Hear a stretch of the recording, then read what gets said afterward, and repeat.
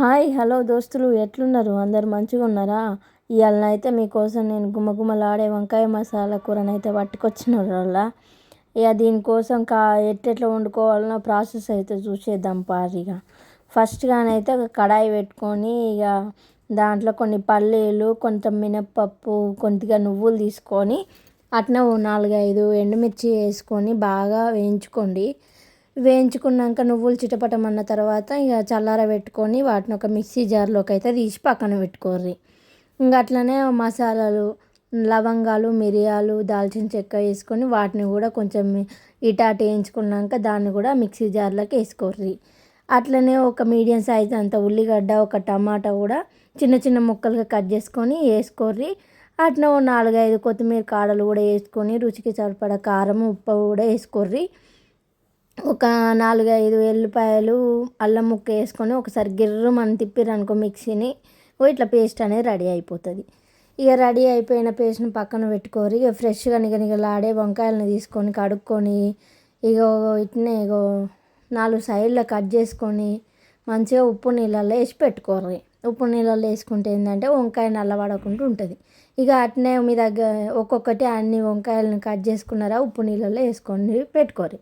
ఇక మనం ముందుగా రెడీ చేసుకున్న పేస్ట్ అవుతుంది కదల్లా, ఆ పేస్ట్ని మంచిగా తీసి ఇక ఒక్కొక్క వంకాయల మంచిగా ఫుల్లుగా 4 పచ్చలు అటు ఇటు అని కడుపు నిండా స్టఫింగ్ చేసి పెట్టుకోరు. ఇక వీటినే ఒక్కొక్కటి ఉన్న కాడికి అన్ని వంకాయలలో స్టఫింగ్ చేసి పక్కన పెట్టుకొని ఇక పక్కన పెట్టేసి వీటి కోసం మళ్ళీ వేయించుకొని మళ్ళీ ఇంకొక కడాయి పెట్టుకొని దాంట్లో 2 స్పూన్ల నూనె వేసుకొని కొంచెం జీలకర్ర, ఆవాలు, పచ్చిమిరపకాయలు, అట్నే ఒక రెబ్బ కరివేపాకు కూడా వేసి ఇక అటు ఇటు చిటపటం అనేదాకా వేయించుకొని ఇక కొంచెం అల్లం ఎల్లిగడ్డ పేస్టు, పసుపు కూడా వేసుకొని పచ్చివాసన అల్లం ఎల్లిగడ్డ పచ్చివాసన పోయేదాకా అటు ఇటు నూనెలో అన్నారంటే అన్నాక మనం ముందుగా రెడీ చేసి పెట్టుకున్న వంకాయలను ఒక్కొక్కటి మంచిగా నూనెలో పెట్టుకోర్రి.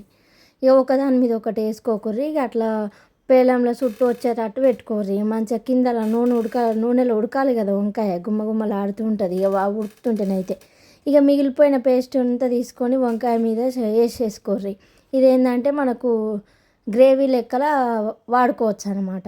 ఇక పెట్టుకొని ఒక 5 నిమిషాలు వదిలేసిరంటే ఇక కింది బాగా మంచిగా ఉడుకుతుంది వంకాయ. మళ్ళీ తిప్పేసుకోర్రి. రెండో సైడ్ కూడా మంచిగా ఉడుకుతుంది అనమాట నూనెలా. అప్పటిదాకా ఎసరు పోసుకోకుర్రి, మొత్తం నూనెలా వంకాయ ఉడకాలి. ఉడికిన తర్వాత కొన్ని ఇక మళ్ళా నీళ్ళు పోసుకున్నారంటే కొంచెం గ్రేవీగా కొంచెం మీకు ఎంత థిక్నెస్ కావాలంటే గ్రేవీ అంతవరకు కొన్ని వాటర్ యాడ్ చేసుకుంటే సరిపోతుంది. ఇక మా ఇంట్లో ఎట్లాగో చాలా మంది ఉంటారు కాబట్టి చుట్టాలు వచ్చి రాయాల కొంచెం నేను గ్రేవీ ఎక్కువ పోసుకున్నాను అనుకో, నీళ్ళు ఎక్కువ పోసుకున్నా, గ్రేవీ చాలా చేసుకున్నా. ఇట్లయితే చేసిన. ఇక ఇది ఉడికిన కొంచెం ఒక 5-10 నిమిషాలు ఉడికించుకొని నాకైతే ఉప్పు తక్కువ పడ్డదని కొంచెం వేసుకున్నా. ఇక మొత్తం ఉడికిన తర్వాత ఈ కన్సిస్టెన్సీ వచ్చిందండి. లాస్ట్కి ఏం లేదు, మీ విధంగా కొత్తిమీర చల్లుకొని ఇక దించి సర్వ్ చేసుకున్నాడే. ఇక చూడు వేడి వేడి అన్నంలో కానీ బగారా అన్నంతో కానీ తింటేనైతే సూపర్ ఉంటుంది. ఇలా మీరు ఒకసారి ట్రై చేయర్రి. వీడియో నచ్చినట్లయితే ఒకసారి లైక్ చేసుకోండి, అట్నే సబ్స్క్రైబ్ కూడా చేసుకోండి మా ఛానల్ని.